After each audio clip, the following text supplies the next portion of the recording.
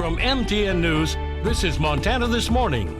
A travel trailer catches fire, burns near 19th Avenue in Bozeman. What fire officials saying about that blaze just ahead. I'm Joe St. George in Washington. President Biden begins a major international summit in Mexico today. So how will this impact your community, our southern border, and illegal migration in our country? We explain next.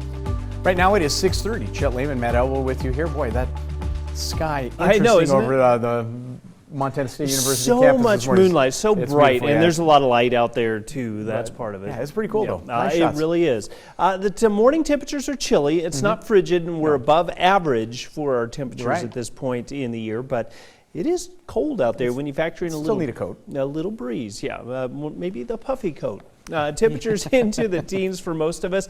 Very strong winds down the Madison Valley. That's going to be an issue, especially as we start adding some snow to that as you get later into the day. We're not talking heavy amounts of snow for the vast majority of the area, although we do have winter weather advisories out for these higher elevations in Gallatin, Madison, and Beaverhead counties for the day today. Let's talk temperatures, topping out into the 30s. Comfortable with more clouds through the afternoon.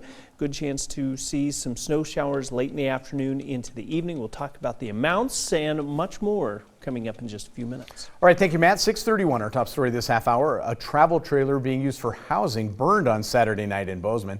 Jolie Salee caught flames billowing out of the trailer just after that fire was reported. Now, our Jane McDonald followed up with witnesses on Sunday to get a sense of what happened. Flames engulfing a trailer off of 19th. Video caught Saturday night as a Bozeman fire engine flashes their lights as they fight the fire within. Where are they going to go? Who can they turn to? This is the third trailer that I've seen burn down. One by Applebee's last week burned down. I was coming home down 7th and saw that one going up about a week or two ago. And it's a problem that Bozeman Fire Battalion Chief Travis Barton says has gotten worse over the years. Trailer and RV fires. Saturday night at around 10:30, our own Jolie Salee caught this footage. Just take a look at the flames and smoke billowing out of the camper.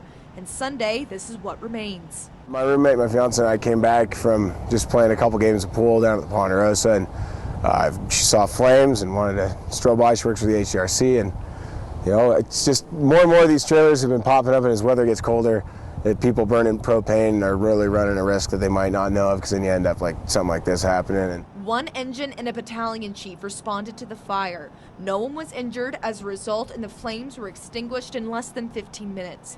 The cause, Battalion Chief Barton says, a makeshift heating appliance. That's kind of the story of ultimate loss, is what you're seeing right behind us. Is I just drove by it again today as we were going to the gas station to fill up the truck, and it's no sign of people milling around, or it's kind of somber to see. I wish you could do something more about it, but. Battalion Chief Travis Barton urges people to not use makeshift heating appliances in enclosed spaces. And what Gary says went through his mind that night? A lot ran through my mind, more than I think you might have time to hear about. What's the city going to do about this ongoing problem that's not just here behind the town of Pump and Winco? It's behind Lowe's, behind Kenyon, anywhere that there's a street like this and a field like this that developers are waiting to hit. And is everybody okay? No one was injured as a result of this fire. In Bozeman, Jane McDonald, MTN News. In other headlines this morning, Gallatin National Forest Avalanche Center says there continues to be a risk of avalanches in area mountains. Saturday, 2 avalanches in southwest Montana, one human triggered, the other naturally caused. One near Fairy Lake occurred naturally. No one was injured in that one. The other was near Big Sky on Buck Ridge. The Avalanche Center reports a snowboarder triggered that small slide, was partially buried up to his waist. Center reports the rider was caught and carried about 10 feet, but suffered no injuries. Current avalanche danger level on most area mountains is rated as moderate. On the international scene, President Biden begins a 2-day trip to Mexico City this morning for the North American Leader Summit. This is President Biden's first visit to Mexico as president. It comes just hours after his first visit to the southern border. So how might this summit impact migration and the record number of migrants crossing into our country? Joe St. George explains.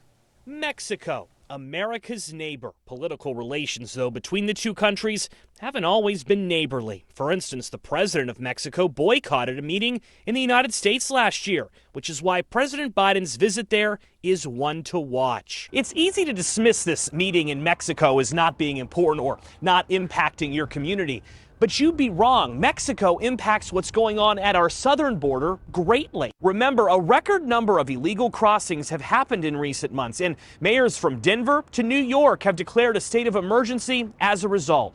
Many migrants, especially from the Northern Triangle in Central America, first cross through Mexico before they attempt to enter our country. If Mexico restricts migration more at its southern border, many experts say the situation at the U.S. border may improve. The actions we're announcing today will make things better. That will be part of President Biden's pitch in Mexico starting today, and it comes after several days of announcements involving the border. President Biden visited the border for the first time as president Sunday. Last Thursday, he announced a change in policy to discourage migration from many Central American countries, including Cuba. From Cuba to Nicaragua. During a recent visit to the border, we were struck by how many migrants that we met originated from there. President Biden's new rules give Border Patrol more flexibility to immediately expel migrants from Cuba unless they follow proper protocols to enter the U.S. and seek asylum. This man was trying to make it to Florida, and he believes he can work in the food industry. Because I can work in a restaurant, I like working in the kitchen. The last time President Biden and the president of Mexico met, Mexico agreed to pay the U.S. $1.5 billion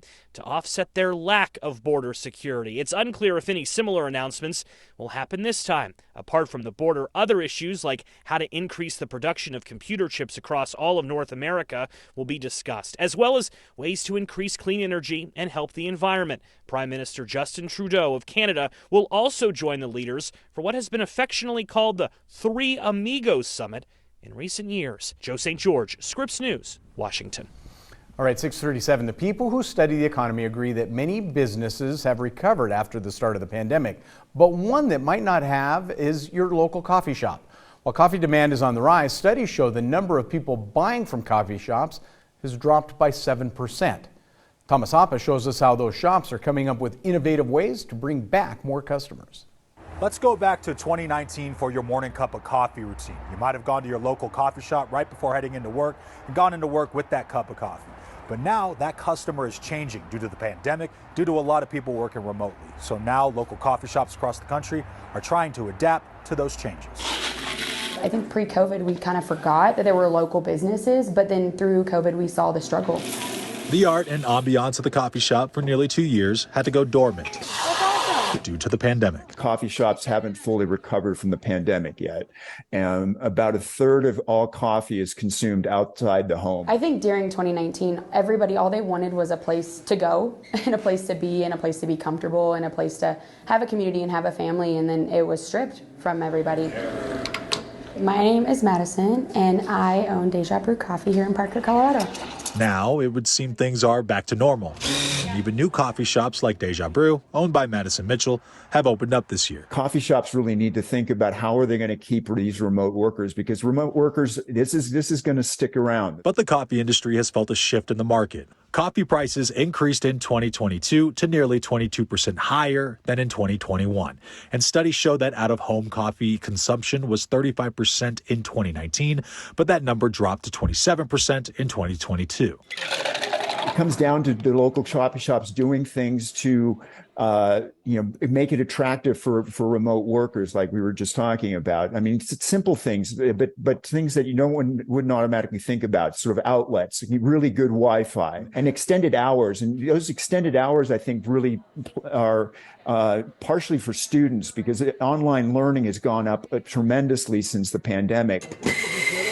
Now I'm noticing I'm having to up my Wi-Fi because there's so many people always in here working, because so many jobs switched from being in person and everybody having social interactions to now this is their office. But then also we have this conference room we're in right now where people can rent this out by the hour. They can come in here, study, do their small groups, college study sessions, whatever they would like to do, where they don't have to feel like they're out in the open as much. I think that more coffee shops should have bring in that vibe or aesthetic of this is comfortable and easygoing And if you want to study here for the next 3 hours or do your work here for the next couple hours, by all means do it. On the upside for local businesses, coffee demand is still high. Bringing that culture back to where we got to a place, I feel like as a whole, where we weren't as unified, and so I think people just jumped at the chance when they could to get back into a place like this, back into a normal routine, and I feel like coffee shops might have been that initial start. Thomas Hoppo, Scripps News, Denver.